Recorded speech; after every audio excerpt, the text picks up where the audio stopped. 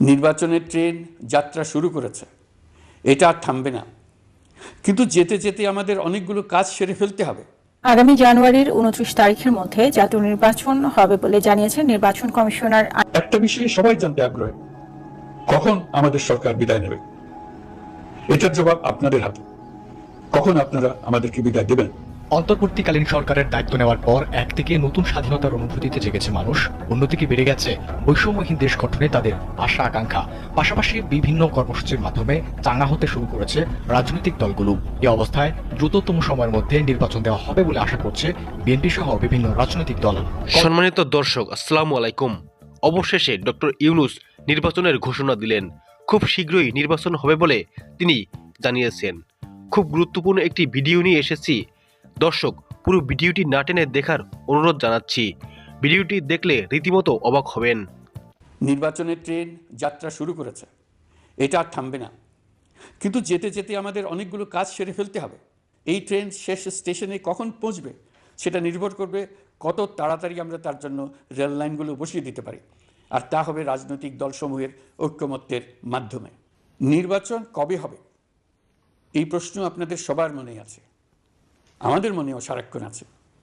আপনারা লক্ষ্য করেছেন, নির্বাচন আয়োজনের লক্ষ্যে আমরা প্রয়োজনীয় পদক্ষেপ নিতে শুরু করেছি। কয়েকদিনের মধ্যে নির্বাচন কমিশন গঠন হয়ে যাবে। তারপর থেকে নির্বাচন আয়োজন করার সমস্ত দায়িত্ব তাদের উপর বর্তাবে। নির্বাচন কমিশন ভোটার তালিকা হালনাগাদ সহ আরও কিছু কাজ শুরু করে দিতে পারবে, যা একটা অবাধ নির্বাচনের সাথে সরাসরি সম্পৃক্ত। প্রথমবারের মতো প্রবাসী বাংলাদেশিরা পোস্টাল ব্যালটের মাধ্যমে যাতে তাদের ভোটাধিকার প্রয়োগ করতে পারে সে লক্ষ্যেও সরকার কাজ করছে। তবে আমরা মনে করি না যে একটা নির্বাচন কমিশন গঠন করে দিলেই নির্বাচন আয়োজনে আমাদের দায়িত্ব শেষ। রাষ্ট্র ব্যবস্থায় সংস্কার আমাদের এই সরকারের অন্যতম অঙ্গীকার। আপনারাই আমাদেরকে এই ম্যান্ডেট দিয়েছেন। যেই 6টি সংস্কার কমিশন আমরা শুরুতে গঠন করেছিলাম তারা ইতিমধ্যে তাদের কার্যক্রম অনেক দূর এগিয়ে নিয়েছে। বিভিন্ন গণমাধ্যমে আপনারা তাদের কার্যক্রমের আপডেটও দেখছেন। কয়েকটি সংস্কার কমিশন ডিজিটাল প্ল্যাটফর্ম গঠন করেছে। আমার অনুরোধ, প্রথম 6টি সংস্কার কমিশনের মধ্যে একটি হলো নির্বাচন সংস্কার কমিশন। নির্বাচন অনুষ্ঠানের জন্য এই কমিশনের সুপারিশমালা অত্যন্ত জরুরি। তাদের প্ল্যাটফর্মে যান, আপনার মতামত খোলাখুলিভাবে তুলে ধরুন। আপনি দেশের মালিক, আপনি বলে দিন আপনি কি চান, কিভাবে চান। নির্বাচন নিয়ে আপনাদের সকল বক্তব্য বিনা দ্বিধায় বলতে থাকুন। আপনার মনের কথা তুলে ধরুন। আমার অনুরোধ, সংস্কারের কথাটাও একই সঙ্গে বলুন। সংস্কারকে পাশ কাটিয়ে যাবেন না। নির্বাচনের কথা বলার সঙ্গে নির্বাচন ও অন্যান্য ক্ষেত্রে সংস্কারের কথাটিও বলুন। সংস্কার হলো জাতির দীর্ঘমেয়াদী জীবনী শক্তি। সংস্কার জাতিকে, বিশেষ করে আমাদের তরুণ তরুণীদের নতুন পৃথিবী সৃষ্টির সুযোগ দেবে। জাতিকে বঞ্চিত করবেন না। নির্বাচন আয়োজনে যে সংস্কার কমিশনের সুপারিশমালায় রাজনৈতিক দলসমূহ এবং দেশের সকল মানুষের মতামত অপরিহার্য, সেই কমিশন হলো সংবিধান সংস্কার কমিশন। এই সুপারিশমালার যে অংশ সকলের কাছে গ্রহণযোগ্য হবে তার ভিত্তিতে নির্বাচনী আইন সংশোধন করতে হবে। সমান্তরালভাবে ভোটার তালিকাও হালনাগাদ করার প্রক্রিয়া চলতে থাকবে। আমি নিশ্চিত নই সংস্কার প্রস্তাবসমূহ বাস্তবায়নের সুযোগ আমরা কতটুকু পাব। তবে আমি আপনাদের কথা দিচ্ছি, আপনারা সুযোগ দিলে প্রয়োজনীয় কিছু অত্যাবশ্যকীয় সংস্কার কাজ শেষ করেই আমরা আপনাদের কাঙ্ক্ষিত নির্বাচন আয়োজন করব। ততদিন পর্যন্ত আমি আপনাদের ধৈর্য ধারণ করার অনুরোধ করব। আমরা চাইব আমরা যেন এমন একটি নির্বাচন ব্যবস্থা সৃষ্টি করতে পারি যা যুগ যুগ ধরে অনুসরণ করা যাবে। ট্রেন যাত্রা শুরু করেছে, এটা আর থামবে না। কিন্তু যেতে যেতে আমাদের অনেকগুলো কাজ সেরে ফেলতে হবে। এই ট্রেন শেষ স্টেশনে কখন পৌঁছবে সেটা নির্ভর করবে কত তাড়াতাড়ি আমরা তার জন্য রেল লাইনগুলো বসিয়ে দিতে পারি। আর তা হবে রাজনৈতিক দলসমূহের ঐক্যমত্যের। স্বভাবতই প্রশ্ন উঠছে যে এই ঘোষণা আজকে সমন্বয়করা দিয়েছেন, এই ঘোষণা যদি বাস্তবায়ন করতে হয় মোটামুটি নির্বাচন চাঁদের দেশেই যাবে, ফিরে আসতে সময় লাগবে। হতে পারে সেটা 2 বছর, 4 বছর, 5 বছর অথবা 1 বছর, কিন্তু প্রথম মেয়াদের যে সময়টা এটা এক ধরনের অসম্ভব। নির্বাচনের জন্য বিএনপির স্ট্যান্ড শক্তভাবে আমরা দেখছি। অপরদিকে সমন্বয়কদের সাথে বিএনপির কিন্তু একটা আভ্যন্তরীণ দ্বন্দ্ব একদম প্রকাশ্যে। সমন্বয়ক প্লাস জামাত একটা টিম, বিএনপি আলাদা আরেকটা টিম হিসাবে যখন কাজ করছে, সরকারকে হয়তো প্রেসার দিতে পারছে বিএনপি, কিন্তু সমন্বয়কদের কিভাবে দিবে? সোজা বলেই দিছে বাচ্চারা আপনাদের পদ ভাগাভাগির জন্য আরেকটা ভোটের জন্য জীবন দেয় নাই। এখন আজকে একটু আগে যেই চাঞ্চল্যকর অবস্থান সমন্বয়কদের, সেটা কিভাবে আসলে সলিউশন হবে? যদি তারা এই কথায় অনড় থাকে তাহলে নির্বাচন লম্বা সময় আটকে যাবে। তাদের বক্তব্য হচ্ছে আজকে আপনার এই বৈষম্য বিরোধী ছাত্র আন্দোলনের অন্যতম আহ্বায়ক হাসনাত আব্দুল্লাহ, তার বক্তব্য হচ্ছে যে 5ই আগস্ট পূর্ববর্তী সময়ে এই কি বলে যে অভ্যুত্থানকে কাজে লাগানোর জন্য বা এই ঘটনাকে বাস্তবায়িত করতে যাদের হত্যা করা হয়েছে, যাদের জীবন গিয়েছে, যারা আহত হয়েছে, প্রত্যেকটা ঘটনার বিচার হতে হবে।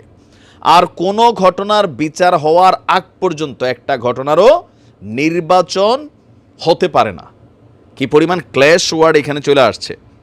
এখন ধরেন এই ঘটনাগুলোতে ছাত্রদের বক্তব্য প্রায় 1,500-2 হাজার মানুষ মারা গেছে, এর পাশাপাশি 250,000 আহত হয়েছে, গ্রেপ্তার হয়েছে। এখন যদি এগুলাকে সরকার বিচারিক প্রক্রিয়ায় নিয়ে বিচার করতে চায় নির্বাচনের আগে, তাহলে নির্বাচনটা আপনার কি মনে হয় যেটা কি 2, 4, 6 মাস সম্ভব?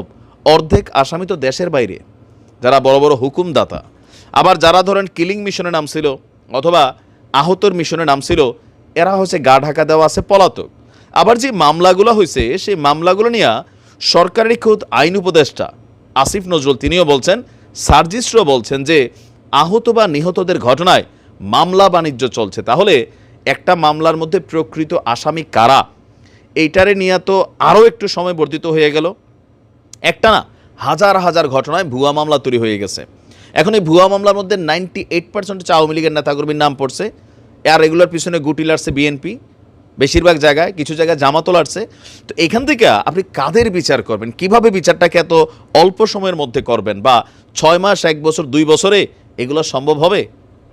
আমরা যদি ধরেও নেই যে এই বিচারটার জন্য আলাদা একটা ট্রাইব্যুনাল গঠন করা হবে, স্বাভাবিক বিচারিক প্রক্রিয়ায় এই বিচার করতে গেলে এই মুহূর্তে সারা বাংলাদেশের আদালতে কয়েক লক্ষ মামলা পেন্ডিং আছে। তো এগুলোর তো ভাই শুনানি আসতে আসতে যাবে 10 বছর। মানে বুঝছেন, আজকে আপনার কি বলে যে পটুয়াখালীর 10 মিনায়, সেখানে আপনার ছাত্র আন্দোলনের শহীদ জিহাদের কবর জিয়ারত করতে গিয়ে তিনি বলছেন যে বর্তমানে দেশ গড়তে সময় লাগবে, আর আমরাও চাই নির্বাচনের জন্য একটি সুষ্ঠু সুন্দর পরিবেশ তৈরি করতে, এতে সময় লাগবে। আহতদের সুচিকিৎসা এবং নিহতদের জন্য জুলাই শহীদ ফাউন্ডেশনের মাধ্যমে সরকার কাজ করছে।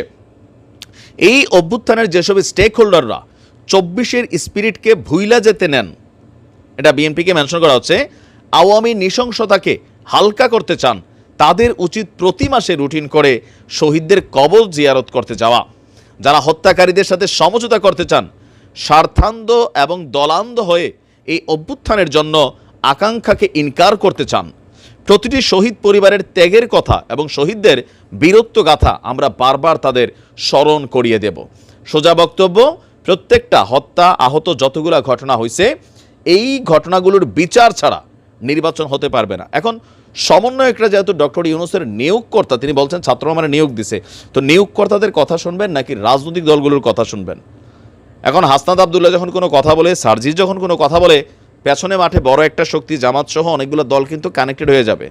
এই যদি হয় তাহলে পরিস্থিতি কোন দিকে যাবে? নির্বাচন আদৌ কবে হবে? বিএনপির জন্য এই মুহূর্তে খুবই হাইপার একটা অবস্থা। দেখা যাক কি হয়। ভালো থাকুন। নির্বাচন হওয়ার ঘোষণা দিলেন ডক্টর ইউনূস, বাট সমন্বয়করা হঠাৎ করে নির্বাচন না হওয়ার ডাক দিলেন। এবার ডক্টর ইউনূসের বিরোধিতা করছে সমন্বয়করা। সমন্বয়কদের বাড়াবাড়ি ক্রমশ বেড়ে চলছে। কি হতে চলছে আগামীতে? দর্শক, আপনাদের মূল্যবান মতামত কমেন্টস করে জানাবেন। আর আমাদের ভিডিওটি ভালো লাগলে একটি লাইক দিবেন এবং যারা নতুন আছেন চ্যানেলটি সাবস্ক্রাইব করে দিবেন। সকলে ভালো থাকবেন, সুস্থ থাকবেন। ধন্যবাদ।